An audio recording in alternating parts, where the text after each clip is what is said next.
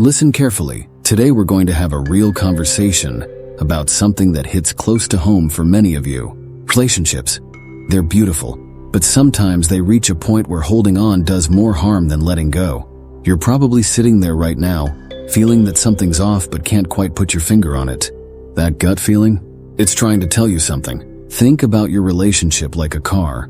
When it's running smooth, everything feels right. But when the engine starts making weird noises, you don't just turn up the radio to drown it out. That's exactly what many of you are doing in your relationships right now. You're cranking up the volume, trying to ignore the warning signs that are right in front of you. Now I'm going to break down these 7 signs for you, and I want you to listen carefully.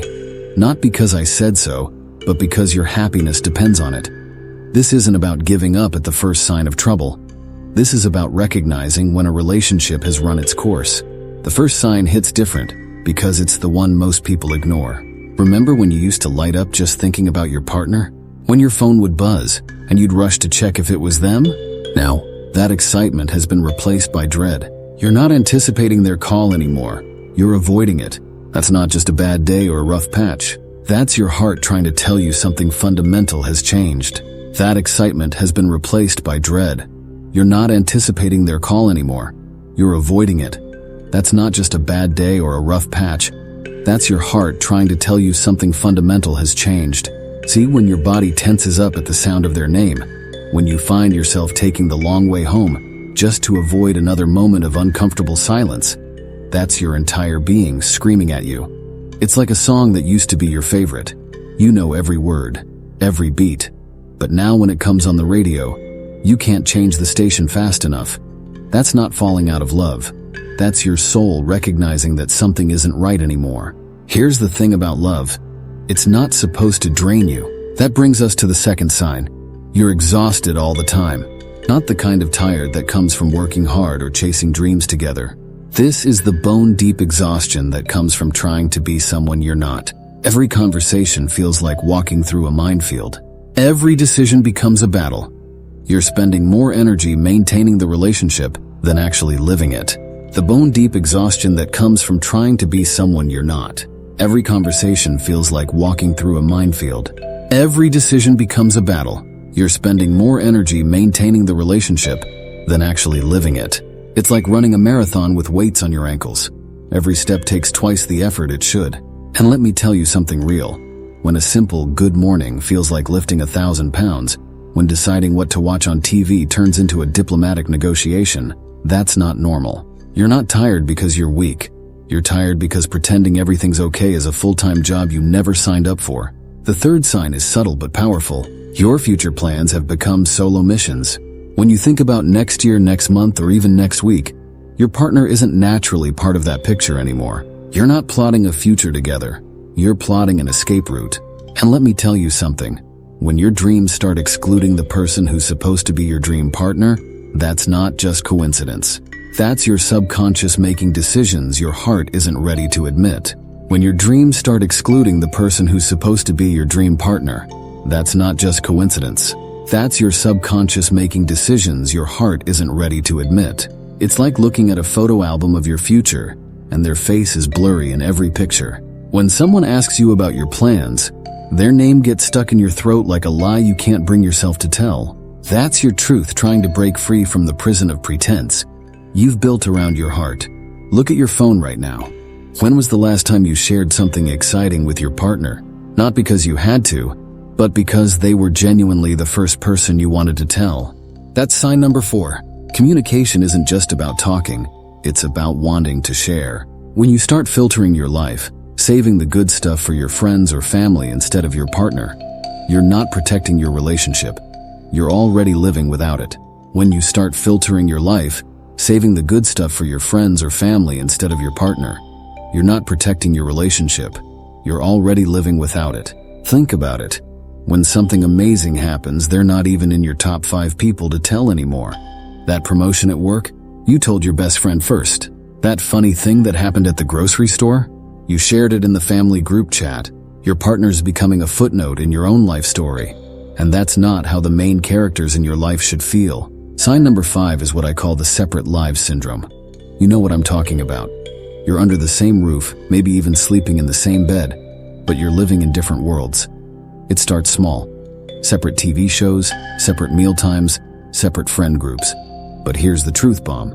Healthy couples don't just share a space, they share a life. When you start building walls instead of bridges, that's not independence, that's isolation. You're like two ships that used to sail together, but now just pass in the night, giving each other nothing more than a courtesy light signal. Your Netflix queue doesn't match anymore. Your meals are timed to avoid each other, and your social calendars look like they belong to strangers. This isn't about having separate hobbies or interests.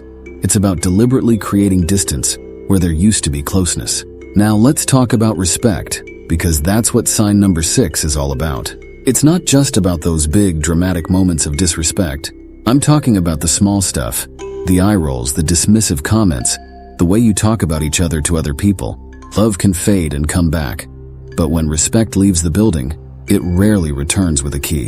You see, respect is like oxygen in a relationship. You don't notice it until it's gone, and once it's gone, nothing else can survive. Love can fade and come back, but when respect leaves the building, it rarely returns with a key. Those little moments of disrespect pile up like snowflakes until you're buried in an avalanche of resentment.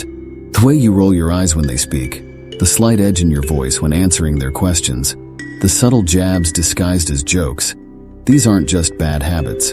They're symptoms of a deeper disease eating away at your relationship's foundation. When you start feeling embarrassed instead of proud to be with them, that's not a phase. That's a final warning. Think about your values, your core beliefs.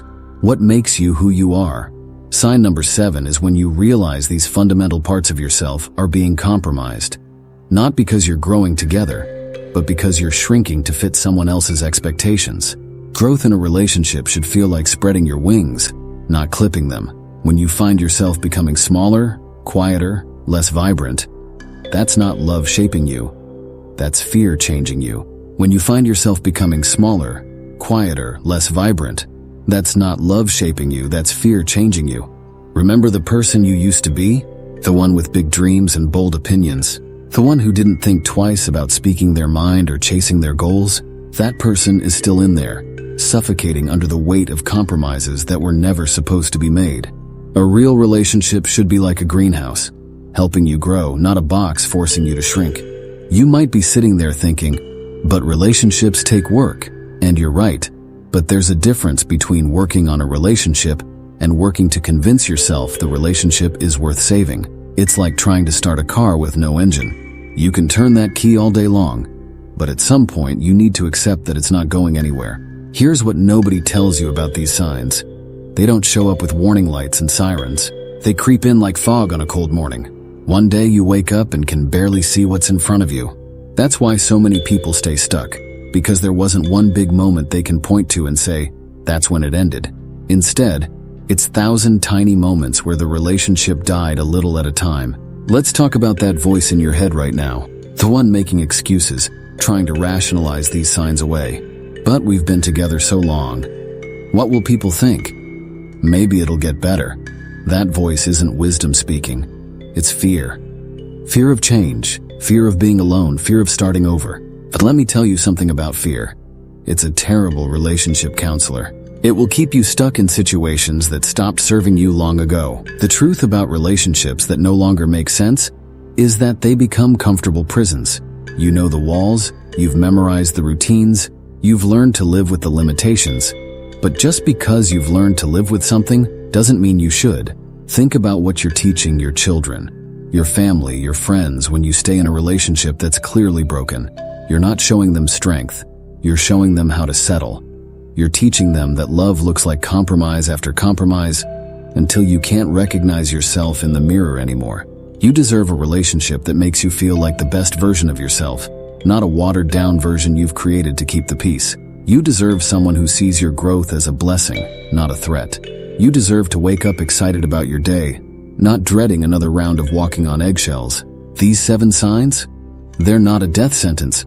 They're a wake-up call, a chance to be honest with yourself about where you are and where you need to be. Sometimes the bravest thing you can do is admit that what you've been fighting to save has already been lost. The hardest part of recognizing these signs isn't seeing them. It's accepting what they mean. But here's what you need to know.